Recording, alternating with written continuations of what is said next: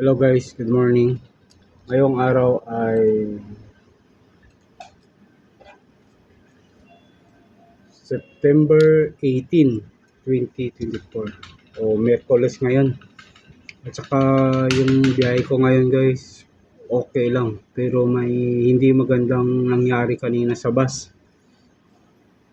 Yung isang babae doon na pasahero nawala ng pitaka. Kaya guys, ingat kayo ngayon, no? Dahil may mga mando na ngayon, mandurukot. At saka mandurugas, no? Kaya guys, ingat lalo na sa biyahe, keep ninyo yung gamit ninyo, yung cellphone nyo, wag kapag nasa biyahe kayo, wag kayong gagamit ng cellphone, dapat naka silent mode, at saka dapat hindi siya ginagamit ninyo. At saka yung mga, kung may mga alahas kayo o jewelry, kailangan na itago ninyo, no? Wag nyong ipakita, ano? Yung dapat siya nakatago para hindi maging mainit sa mata. At yung mga pitaka nyo guys, kasi dyan nakalagay yung mga ID, yung mga personal na kailangan nyo talaga sa araw-araw, lalo na yung pera, no? Dyan nilalagay sa pitaka. Kaya guys, dapat naka-keep safe yan. Kasi kanina may nangyari dun sa bus, pagbaba ng babae, biglang naalala niya na wala na yung pitaka niya, nangiyak-ngiyak na yung babae kanina. Kaya guys, dapat kapag magbiyahe, ingat talaga, no? Kaya yun. At ngayon, tungkol naman sa friendship quotes yung pag-usapan natin. For today's video, tungkol sa friendship, may bibigay ako na quotes, no? Sabi nga dito, if you are going to gain anything in life, gain a friend. They will always be there and that makes all different in the world, no?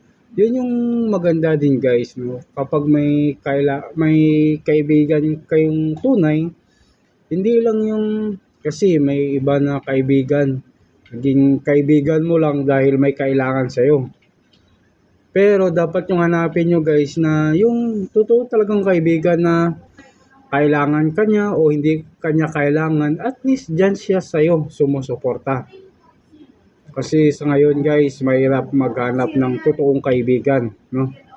Dahil halos yung iba nakikipagkaibigan lang sa'yo dahil alam niyang may benepisyo sa sa'yo, no? Kumbaga may kailangan siya sa'yo.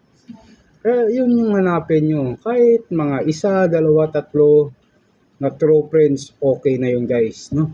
Kahit tatlo lang na tunay na kaibigan, okay na yun. Yung handa kang ramayan kahit ano mang mangyari sa buhay mo.